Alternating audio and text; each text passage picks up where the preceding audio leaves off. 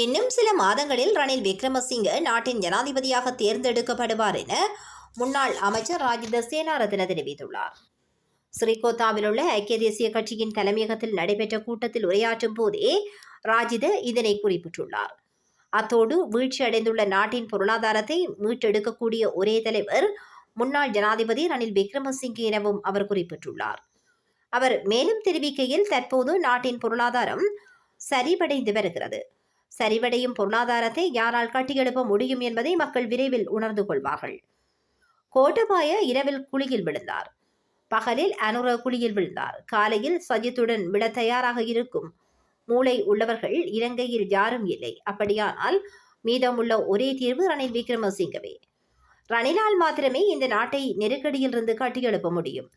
அவரால் மாத்திரமே அதற்கான தலைமை உள்ளது. அந்த சுய பலத்துடன் நாங்கள் போராடுவோம்.